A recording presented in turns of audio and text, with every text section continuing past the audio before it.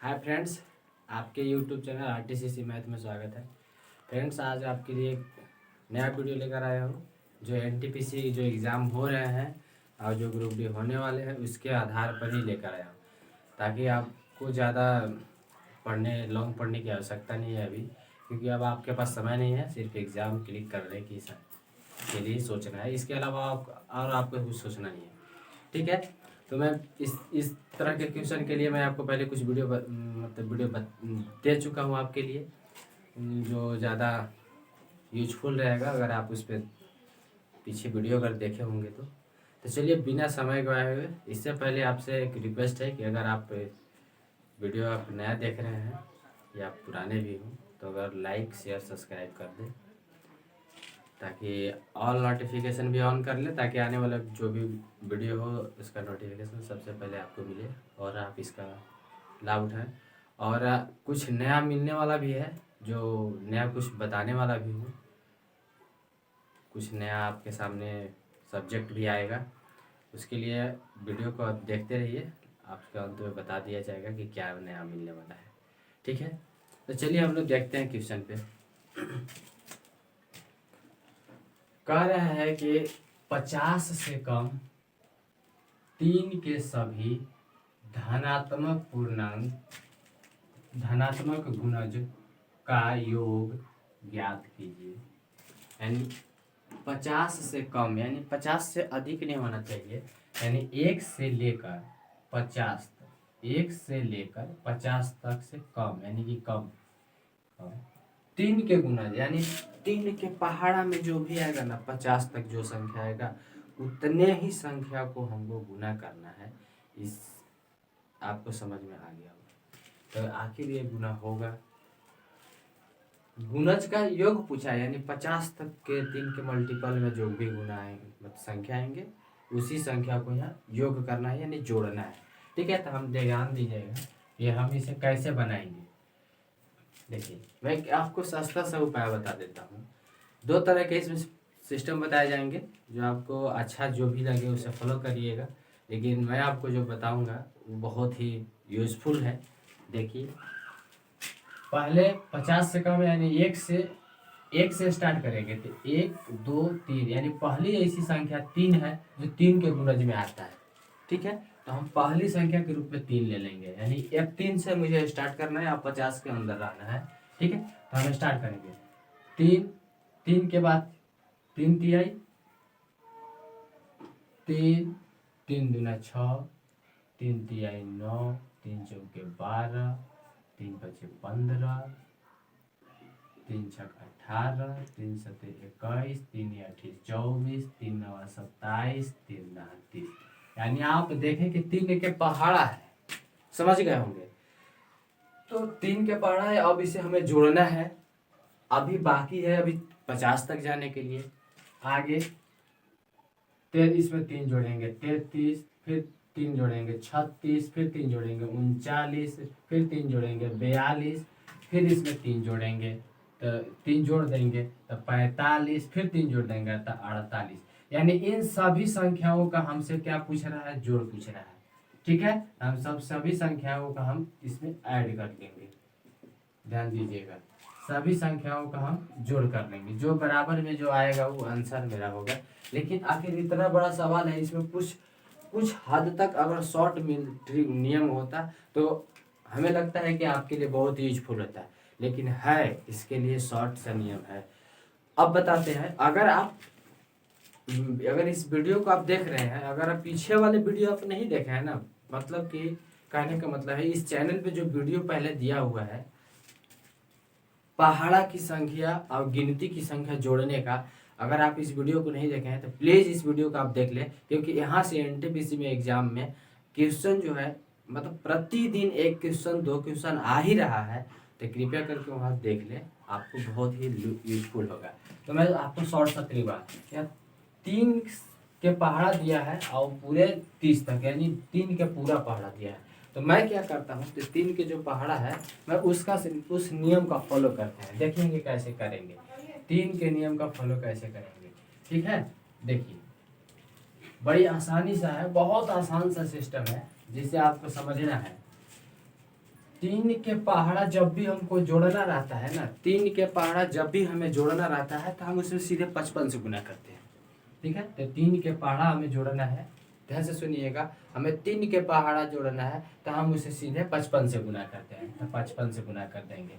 ठीक है, तीन के पहाड़ा में जोड़ना है, 55 से हम गुना कर देंगे। कोई भी संख्या रहे, जितना भी, कोई किसी भी संख्या का आपसे पहाड़ा पूछे, उसका योग पूछे, तो पहाड़ा का योग पूछे तो आप जिसका पूछेगा उससे 55 से गुना कर देंगे, उसका योग आ जाएगा। तो इसको गुना करेंगे तो 5×3 = 15, 5×3 = 15, 1 16। यहाँ तक तो आपको समझ में आ गया। बाकी बचा 30 तक हो गया, उसके बाद 33, फिर 33 के बाद 36, फिर 36 के बाद 39, फिर 42, फिर 45, फिर 48। बस इतने ही संख्या को आप बाकी के जोड़कर इसके साथ हम ऐड कर देंगे, यानी 165 प्लस, ध्यान दीजिएगा, 165 आया था इतना करने तीन के पहाड़ा तक। ठीक है, अब बाकी बचा हुआ है, यानी कि 30 तक हो गया था, 30 तक के बाद बाकी नहीं इधर है। तो देखिएगा 8 और 5 13 और 2 15, 15 और 9 24, 24 और 6 30 और 3 33 के 3 हाथ में 3, 4 और 4 8 और 4 12, 12 और 3 15, 15 3 18, 18 और 3 18, 19 20 21, 21 और हासिल मेरे पास 3 था तो 21 22 23 24, यह लिख देंगे 24। ठीक है, अब इसे हम जोड़ देंगे, 5 और 3 8, 6 और 4 10 के सोना हाथ में 1, 1 2 1 3 एक से लिया पूरे के पूरे 4, यानी कि हमारा जो आंसर आ गया वो 408 आ गया। तो दोस्तों इसमें सबसे छोटी सी बात क्या थी जो सबसे मायने रखता है, वो मायने ये रखता है कि जो शॉर्ट में मैंने एक मतलब 3 के पूरे 10 तक के संख्या में जो पहाड़ा पढ़ा, उसको हमको जोड़ने में जो समय लगता वो समय मेरे सिर्फ समझिए इधर जोड़ने में लगा, और 3×55 मैंने किया, तो यह आसान सा, यानी इस पार्ट्स में हमें टाइम का बचत मिला। इसलिए हम इस संख्या मतलब इस तरह के जो भी सवाल आएंगे मैं इसी तरह से उसे हम बना सकते हैं। ठीक है, नेक्स्ट देखिएगा, यदि 7 क्रमागत सम पूर्णांक, ध्यान से सुनिएगा, सम पूर्णांक कह रहा है, क्रमागत होना चाहिए, यानी सम संख्या जो भी होना चाहिए वो क्रमागत होना चाहिए। ठीक है, का योग 140 है, तो इनमें से सबसे बड़ी सम पूर्णांक मतलब कि सम संख्या कौन सी होगी। तो इसके लिए मैंने पीछे वीडियो बनाया था, उसमें आपको बता दिया था कि आप को इस तरह के सवाल कैसे बनाना है। यह सवाल जो है पूछा गया है एनटीपीसी में, तो आप इसी टाइप्स का पूछा गया है एनटीपीसी में, जो आपके लिए बहुत ही यूजफुल है। अब आने वाला हमें उम्मीद है कि आने वाले एग्जाम में भी पूछा जाएगा। ठीक है, तो आप इसे कैसे बनाएंगे ध्यान दीजिएगा। अगर इस तरह के सवाल अगर पढ़े हो तो इससे पहले जो वीडियो है प्राइम नंबर को प्राइम नंबर वहाँ से बनाया गया है, पार्ट 4 या 3 में है किया गया है, ऐसा ही कुछ वीडियो में है, वहाँ आप देख लीजिए, आपको काम बन जाएगा। ठीक है, तो देखिए मान लीजिए हमें संख्या मालूम नहीं है 7 क्रमागत, तो हम क्या मानेंगे, संख्या x मान लेंगे, फिर उसके बाद फिर x + 2, क्योंकि 2 हम इसलिए मान रहे हैं क्योंकि सम संख्या के बारे में पूछा है, विषम संख्या के बारे में पूछेगा तो भी यही सिस्टम चलेगा। इसी तरह से हम बनाएंगे, plus x + 4 plus x + 6 plus x + 7 8 plus x + 10 plus x + 12। ठीक है, एक संख्या, दो संख्या, 3 4 5 6 7 संख्या, टोटल 7 संख्या के बारे में पूछा था। अब इन सभी का योग कहा है कि 140 है, तो यानी कि टोटल 7x प्लस 1 2 3 4 5 6 7x 12 और 10 22 और 8 30 और 6 36 और 4 40 और 2 42, यानी कि पूरे 42 बराबर इसके बराबर दिया है 140। यहाँ प्लस में है, यहाँ बराबर के चिन्ह है, यहाँ प्लस में है, उधर जाएगा तो माइनस में जाएगा, यानी कि हम इसे लिख सकते हैं 7x बराबर 140 - 42, 140 - 42, तो आप घटाइएगा तो ये आ जाएगा 98, यानी कि 7x बराबर आ गया 98। तो x बराबर हमारा क्या आएगा, x बराबर आएगा 98 बटा 7, काटिएगा तो 14 आ गया। तो यानी हमें x का वैल्यू, यानी पहली जो संख्या थी वो 14 थी, तो हमसे पूछ रहा है कि सबसे बड़ी संख्या कौन है। सबसे बड़ी संख्या यहाँ देखिए x + 12, यानी x + 12। अब इसी को जो है x का वैल्यू हम यहाँ पे रखेंगे तो 14 + 12 बराबर हो जाएगा 26, ये आपका आंसर हो गया। तो हमें उम्मीद है आपको बहुत अच्छी तरह से समझ में आया होगा। कुछ नहीं है, बस आगे इस तरह का सवाल अभी पूछे जा रहे हैं बार बार एग्जाम में, तो आप इसे गौर से देखें और समझें और कॉपी में नोट करते चले। ठीक है, नेक्स्ट आपके साथ क्वेश्चन है, प्रथम 20 विषम प्राकृतिक संख्या का योग। प्रथम 20 यानी 1 से 20 तक विषम संख्या का योग पूछ रहा है। प्राकृतिक संख्या का योग क्या होगा, योग क्या होगा आपसे पूछ रहा है। 1 से 20 तक विषम संख्या, यानी 1 से लेके 20 तक विषम संख्या पूछ रहा है। यानी एक विषम संख्या टोटल कितना पूछ रहा है, 20 होना चाहिए। विषम संख्या की काउंटिंग कितनी होनी चाहिए, 20 होनी चाहिए, और उस सभी का योग पूछ रहा है। ये नहीं पूछ रहा है कि 1 से लेकर 20 तक, ये कह रहा है कि प्रथम 20 यानी 1 से 20, 1 2 3 4 5 ऐसा करके 20 को विषम संख्या होनी चाहिए, उसका योग पूछ रहा है। तो इसका मैं आपको सबसे शॉर्ट सा तरीका बता देता हूँ। उसका शॉर्ट तरीका है एन स्क्वायर। सबसे शॉर्ट तरीका क्या है, एन स्क्वायर, यानी जो संख्या दिया हुआ है ये संख्या, उसका हम स्क्वायर कर देंगे, 20 का हम स्क्वायर कर देंगे तो आ जाएगा मेरा 400। ये आपका आंसर हो गया। आप जब भी आपको इस तरह का विषम संख्या के बारे में खासकर बताया जाए, विषम संख्या के खासकर बारे में बताया जाए, इस टाइप का सवाल दें, तो जो भी संख्या दिया हुआ रहेगा उसका आप स्क्वायर कर दीजिएगा। अब रही बात, आप सोच रहे हैं कि क्या सिर्फ वैसी संख्या जिसका अंतिम में 0 हो वैसी संख्या के निकाला जा सकता है, तो जी नहीं। अगर आपसे कह देता यहाँ पे, अगर कह देता इस जगह पे कह देता कि 6 विषम संख्याओं का योग, तो भी आप इसका आंसर आप लिख सकते थे 36 आ जाएगा आपका आंसर। ठीक है, अगर 8 कह देता तो 8 8 64 होता है, स्क्वायर सीधे करते जाइए।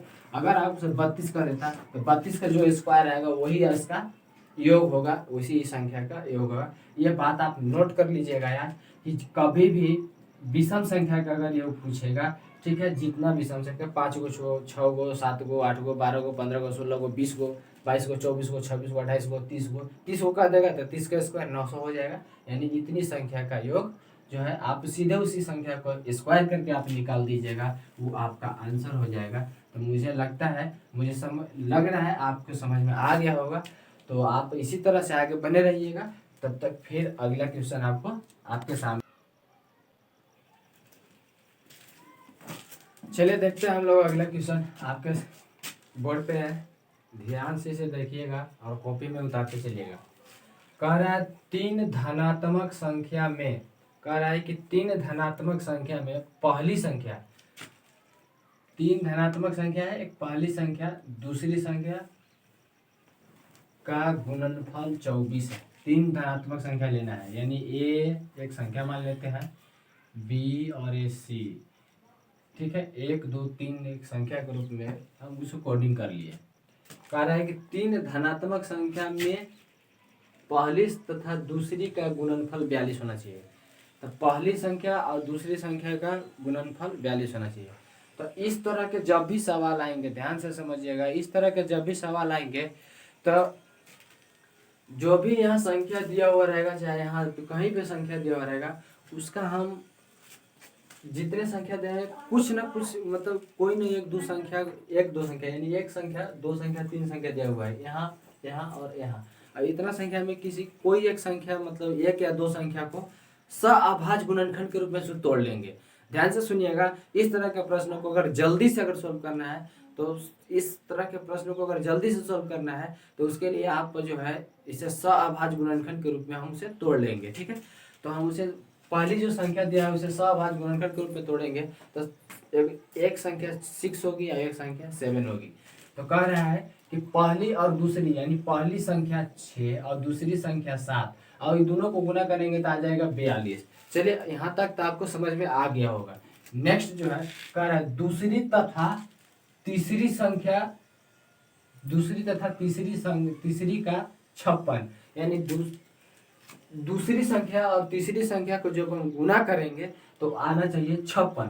तो दूसरी संख्या ये है और तीसरी संख्या हमसे पूछ रहा है, मतलब तीसरी संख्या रहेगा तो हमें पता चलेगा ई संख्या, यानी कि बी और सी को गुना करेंगे तो 56, तो 7 में इससे भाग दे देंगे तो 8 बार में चला जाएगा, यानी कि यहाँ 8 हो जाएगा। यानी कि 7 8 56 होता है। आपको समझ में आ गया। अभी भी संख्या सअभाज्य गुणनखंड के रूप में ही यह संख्या टूटी है। ठीक है, नेक्स्ट इसमें सबसे इंपॉर्टेंट बात है इसमें कि सअभाज्य गुणनखंड के रूप में एक या दो संख्या को तोड़ेंगे तभी यह सवाल बहुत जल्द ही सोल्व हो जाएगा। ठीक है, नेक्स्ट है और तीसरी तथा पहली, यानी कि तीसरी और तथा पहली को गुना करने पर जो आना चाहिए संख्या वो आना चाहिए 48। 6 8 48। यानी कहने का मतलब है कि इस लेवल में जितने भी सवाल दिए थे, जितने भी जो भी पूछे जा रहे थे, जितना कहा गया उतना किया गया तो हमें ये प्राप्त हुआ। ABC के रूप में 6 7 8 प्राप्त हुआ। तो कह रहे हैं कि तीसरी संख्या क्या है, तो तीसरी संख्या इज आंसर, यानी कि 8, यही हमारा आंसर होगा। हमें लगता है आपको समझ में आ गया होगा। चलिए अगला क्वेश्चन ध्यान दीजिए। दो संख्याओं का योगफल 40 है। दो संख्या यानी कि a प्लस b बराबर बोला है कि 40 है। यहाँ आपको समझ में बहुत अच्छी तरह से आ रहा होगा।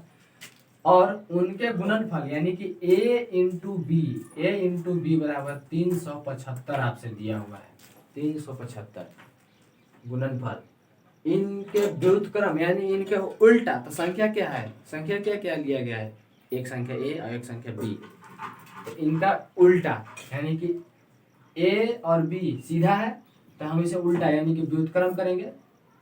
व्युत्क्रम के रूप में तो यानी a by b plus a by a, एक बटा a और एक बटा b करेंगे। अब इसका हमें व्युत्क्रम के रूप में लिखना है तो a इंटू बी, इन दोनों का एलसीएम गुना, दोनों का एलसीएम लीजिएगा तो a इंटू बी के रूप में रहेगा।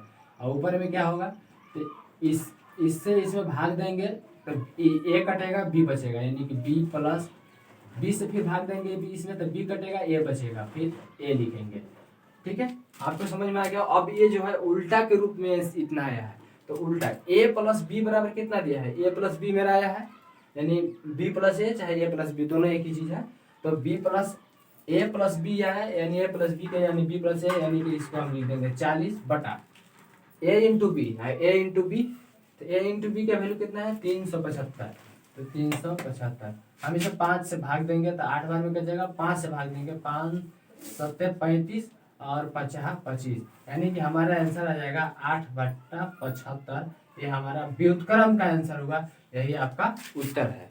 ठीक है, नेक्स्ट आगे विभाजक के एक योगफल में भाजक भागफल का 10 गुना है। ध्यान से समझिएगा, हम यहाँ लिख लेंगे जो जो चीज इसमें हमारा जो कंटेंट दिया हुआ है उस कंटेंट को हम पहले लिखेंगे। इस तरह का जो भी प्रश्न आता है, और याद रखिएगा एनटीपीसी में पूछा जा रहा है, तो अगर इस तरह का प्रश्न से आप चाहते हैं कि मेरे जल्दी से सोल्व हो जाए, मेरे प्रश्न मेरे हाथ में आ जाए, तो इसके लिए आपको एक दो बातें हैं जो याद रखना है। इसमें जो भी कंटेंट दिया हो रहा था उसे पहले हम लिख लेंगे। ठीक है, लिखने से आपको पता चल जाएगा, जल्दी से आपसे सवाल जो है सोल्व हो जाएंगे कम समय में। तो यहाँ लिखा है भागफल, भाजक, भाज्य और शेषफल। शेष इतने ही जो है इस तरह के प्रश्न में दिया जाता है। और भी क्या, भागफल यहाँ दिया हुआ है, भाजक भी दिया हुआ है, शेषफल दिया हुआ है, और योगफल 5 गुना है तो शेषफल दिया। यानी आपसे जो पूछेगा, यानी भाज्य आपसे पूछ रहा है, यानी इस भाग को पूछ रहा है, या बाकी सारी चीज आपको दिया हुआ है। तो ठीक है, हम इस तरह के कैसे सवाल बनाएंगे उसको हम ध्यान से सुनेंगे, और जैसे मैं बता रहा हूँ वैसे आप फॉलो करते जाइए, आपका काम हो जाएगा। ठीक है, विभाजन के एक योगफल में, ध्यान दीजिए, विभाजन के एक योगफल में भाजक भागफल का, यानी भाजक जो है भागफल का 10 गुना है, तो मान लीजिए भागफल x होगा तो 10x होगा। अभी तक हमको जितना पता है मैंने उतना लिखा, 10x होगा, जितने अभी कहा गया उतने ही मैंने किया। आगे फिर, और शेषफल का 5 गुना है, यानी ये जो संख्या है ना, भाजक के लिए बोला है कि शेषफल का ये 5 गुना है, शेषफल का ये 5 गुना है, लेकिन शेषफल दिया है या नहीं अभी तक हमको पता नहीं है। ठीक है, तो हम अभी तक कंफर्म नहीं है कि शेषफल कितना है। अगर इतना सा बोलेगा शेषफल का 5 गुना है, तो अब यहाँ तक अगर कहने के बाद अगर शेषफल का वैल्यू नहीं देता है तो सवाल अज्ञात हो जाएगा, यानी सवाल ज्ञात नहीं किया जा सकता है। ठीक है, तो हम आगे देखेंगे। यदि उसमें शेषफल 40 है, यानी कह दिया कि शेषफल हमारा दे दिया 40 है और ये शेषफल का इकाई गुना है 5 गुना है, तो शेषफल का 5 गुना कितना हो जाएगा, तो 40 पच्चीस 200। यानी कहने का मतलब है कि यहाँ 200 होगा, लेकिन क्वेश्चन में कहा था कि भागफल भाजक जो है भागफल का 10 गुना है, यानी कहने का मतलब भागफल का ही 10 गुना है, यानी यहाँ 200 की जगह यहाँ 20 रहेगा, तो अब जो है इसका 10 गुना हो गया, यानी 10 गुना करेंगे तो हो जाएगा। समझ में आ गया होगा आपको। तो शेषफल का 40 गुना हो तो भाज्य पूछ रहा है आपसे, यानी कि इसके बारे में पूछ रहा है। तो अब तो आपको समझ में आ गया होगा। तो देखिए अब यहाँ के बाद बहुत सारे लोगों को बहुत बड़ा कंफ्यूजन होता है, तो मैं कंफ्यूजन आज दूर ही कर देता हूँ। ध्यान से समझिएगा कैसे।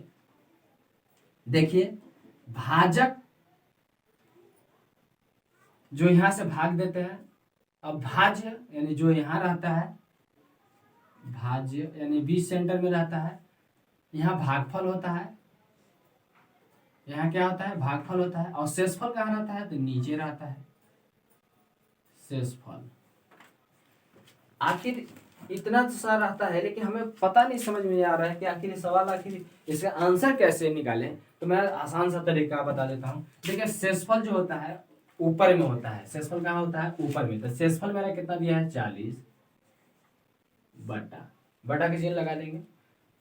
शेषफल मेरा ऊपर दिया हुआ है, यानी शेषफल नीचे रहता है, लेकिन जब हम उसे पूर्णांक के रूप में, जब उसे भिन्न पूर्णांक के रूप में लिखते हैं तो कैसे लिखेंगे वो ध्यान दीजिएगा, ताकि आपको जल्दी से समझ में आए।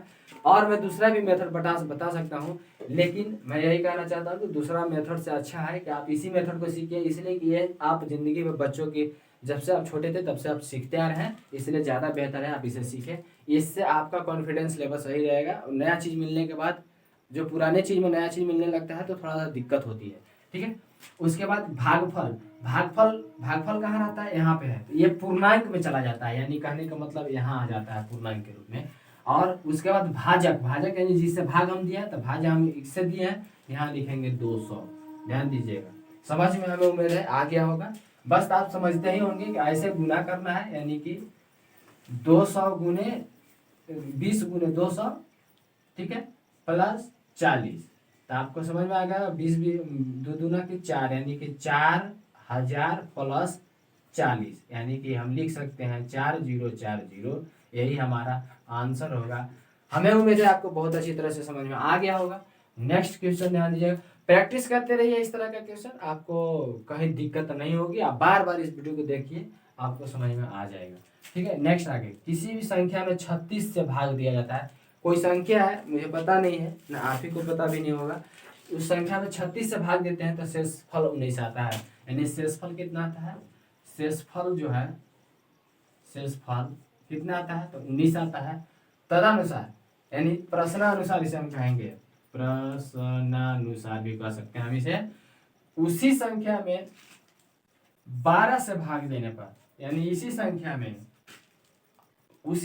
12 से भाग देने पर, यानी कहने का मतलब जिस संख्या में हम भाग दिए थे, जो मुझे पता नहीं था, उस संख्या में भाग दिए तो 19 पर शेषफल आया, शेषफल 19 आया। अब उसका रहे कि उसी संख्या में 12 से भाग देंगे तो क्या होगा, तो हम उस संख्या में दिए या उस जो शेषफल आया उससे दिए, यानी कि इससे बड़ा संख्या नहीं होगा। क्यों होगा, ये जो भाग शेषफल आया है उससे वो बड़ा होगा, तभी तो ये संख्या नहीं पूरा और नहीं कटा। इसलिए अब छोटी संख्या से, इससे आप छोटी संख्या से भाग देना है, यानी कि अब जब हम इसमें उस यानी कि जो संख्या मेन है उस संख्या में जब हम छोटी संख्या से भाग देंगे तो एक बार और कटेगा इसमें से, ठीक है। तो हम 19 से फिर भाग देंगे तो मेरा शेषफल क्या बचेगा, शेषफल 7 बच जाएगा, यानी कि 12 एक बार में जाएगा, 12 और 7 19 होता है, तो ये मेरा आंसर हो जाएगा। आप ध्यान से समझिएगा, इस तरह के जब भी क्वेश्चन आते हैं तो आप कुछ भी मत कीजिए, बाकी कोई संख्या ज्ञात करने के चक्कर मत रहिए। जो संख्या से भाग दिया जाता है, यानी जो संख्या दिया हुआ है उस संख्या में 12 से सीधा आप भाग दे दीजिए, आपका आंसर मिल जाएगा। हमें उम्मीद है आपको बहुत अच्छी तरह से समझ में आ गया होगा।